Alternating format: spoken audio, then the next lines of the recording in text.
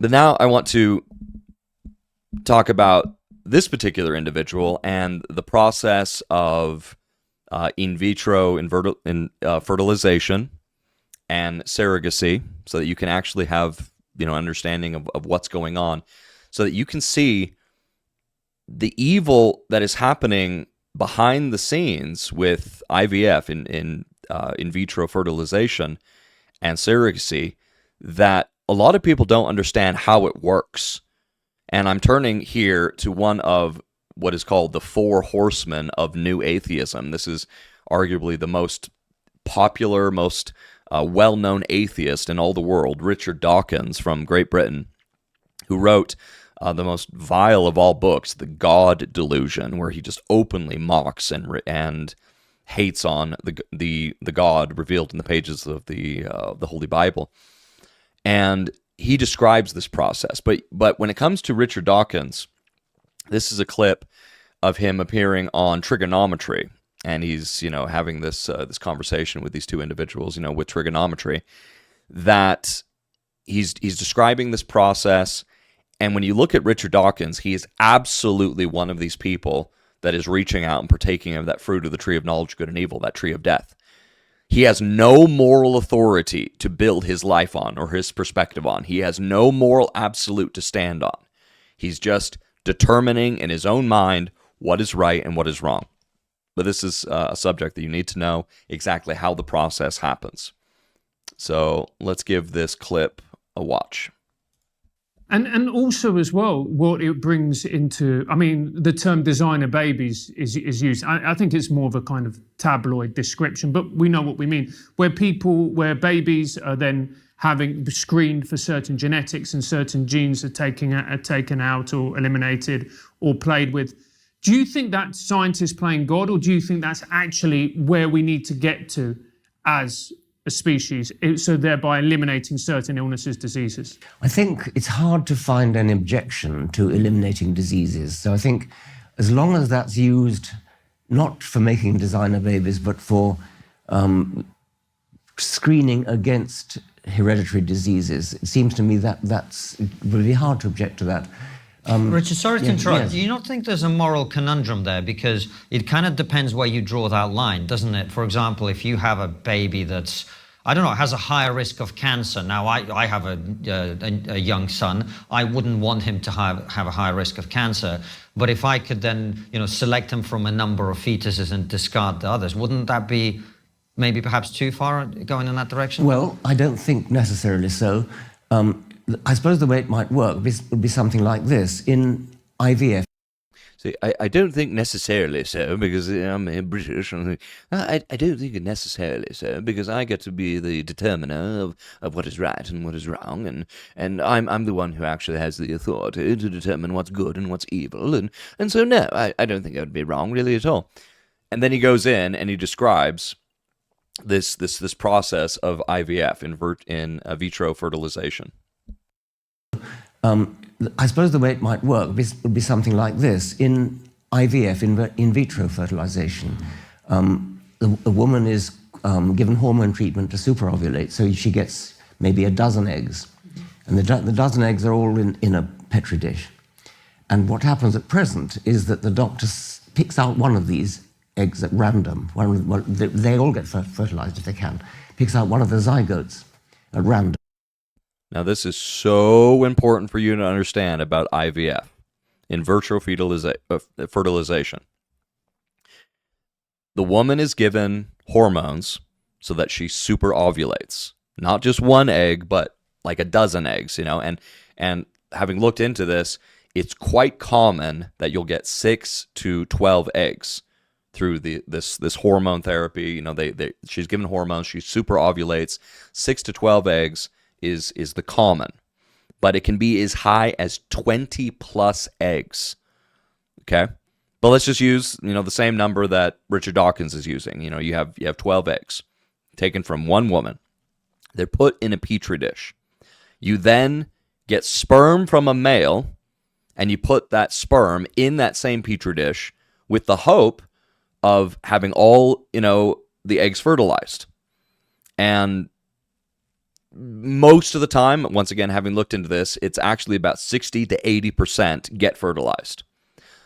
But for the sake of, numbers, we're going to still use the same number that, Richard Dawkins is using. And let's say that all 12 get fertilized. All right, so now what you have is a petri dish with 12 fertilized eggs. That is 12 unique human beings. Yes, that is 12 people right there. Because each one of those 12 now fertilized eggs is a unique blend of DNA that cannot be replicated. Never has been before, never will be again. It is, as I was saying before, each one of those fertilized eggs could be or is a me or a you. The only difference is time and development. That's it. But as far as genetic information is concerned, everything that is you and everything that is me is right there in that moment of conception when sperm fertilizes egg. So now you got 12 eggs fertilized, 12 human beings in this petri dish. The only difference, once again, is development and time. And what is Richard Dawkins? He who has the moral authority is taking the moral authority into his own life to determine what's good and what's evil. What does he say? So casually, what does he say? And reimplants it in the woman. There's these eggs at random. They all get fertilized if they can. Picks out one of the zygotes at random and reimplants it in the woman. Well, instead of picking the zygote at random, you examine the genes, and this can be done when it reaches, say, the 8-cell stage. So you let them develop to the 8-cell stage. So they are 8-cell embryos.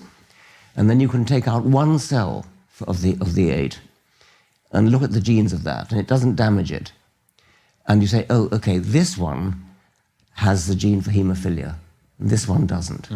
Why on earth would you choose at random if you know that half of them have the hemophilia gene and half of them don't? Obviously, it makes moral sense to pick one of the 50% that do not have the gene for hemophilia, whatever it might be. I suppose it makes moral sense. And it's like, dude, you have no moral standing whatsoever.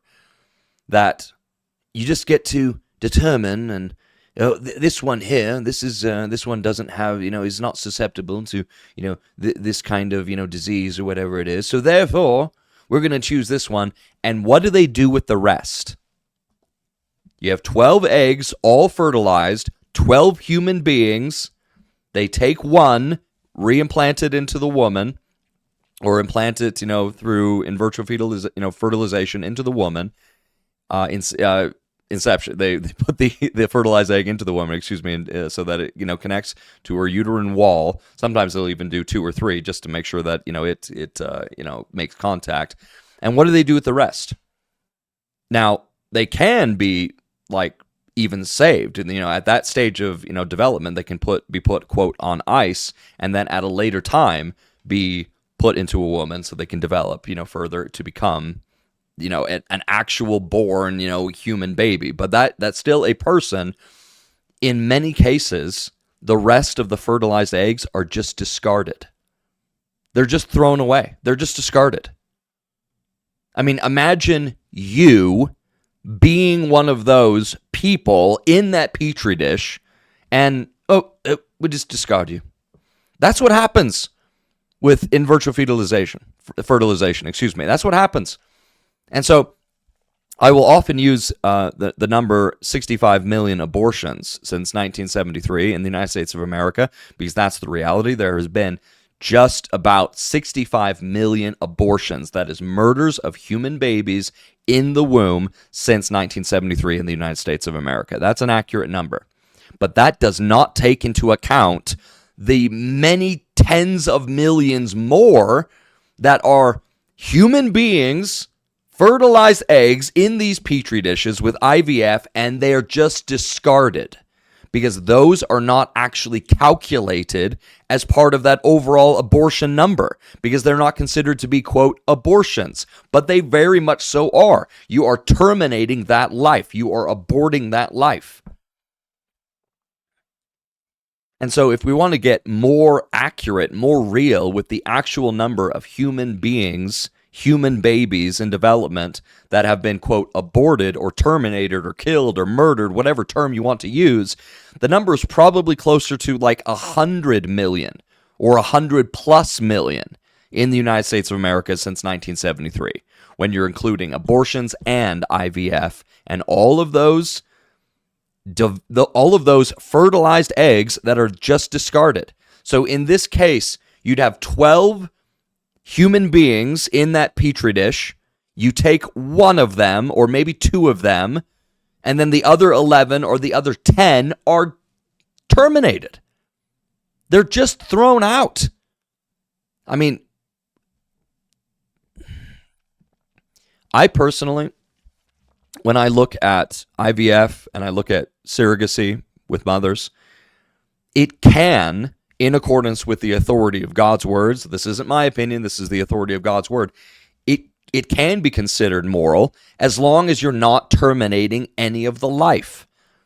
If you're not terminating any of the life, but every single one of those fertilized eggs is given that opportunity to develop in the womb of a mother, whether that be the actual biological mother that provided the egg and, with the man who provided the sperm, or whether it be a surrogate mother, okay, because you're not killing that baby. But when it comes to IVF, that's what it is. And so all of this, I mean, we start talking about homosexuality and all of that, but this gets into this other subject about them adopting or purchasing babies through surrogacy. You need to know the evil behind that. You need to know the evil of IVF and what is a common practice. Once again, if you're storing the eggs, the fertilized eggs, to use at a later time, or if you're implanting all of these eggs in multiple women, multiple surrogates, so that none are discarded, none are killed, none are destroyed, but you're giving all of these human beings the opportunity to develop and then have that continuation of their lives, well, then it's fine. But that's not the actual regular practice. The regular practice is just to get rid of those that are not selected. The question that it brings into, and this is part of the other conversation we want to have with you in terms of atheism and religion, it brings into question life. What is life? Is a 8-cell zygote life? Can it be discarded? That's where the moral conundrum comes in. I have no time for that kind of argument about is this a human life or you don't really? No. Why not? Well, because this. See, I have no time to actually have this discussion about whether it's a human being or not. 8-cell zygote has no feeling, it has no nervous system, it has no capacity to suffer, no capacity to feel pain. But Richard, the only difference, literally the only difference between that 8-celled, quote, zygote and me or you or anyone else is time. That's it. Time and time alone. That is all the difference. And here he is. Oh, I don't have time. We're talking about time, development, and that was his response. I don't have the time to discuss whether it's a human being or not. Gosh, these people are the worst. So that there's no moral difficulty at all in choosing. You're going to pick one of them anyway. You've got a dozen of them, and there's no moral difficulty at all. And the 11 that you don't choose are going to be flushed away anyway. So you've already taken that moral decision in a way. It's a question of whether you choose one at random, or whether you choose the one that does not have the lethal or sub. And he talks about the 11. And we'll stop right there with this truly vile human being. But we'll stop right there. But the way that he described that, how did he say it? You just flush the other 11 away. The 11 that you don't choose are going to be flushed away anyway. The 11 that you don't choose just get flushed away anyway. Like, the 11 people, 11 human beings. It's just they get flushed away. Just flush them down the toilet. Just discard them as trash. That's 11 human beings. We don't care about them. Now, when it comes, and then you take this across the nation with all of the examples of IVF, and we really are talking about tens of millions of human beings that are just, just flushed away. I have no moral, issue with that whatsoever, because I don't have the time to discuss whether it's a human being or not.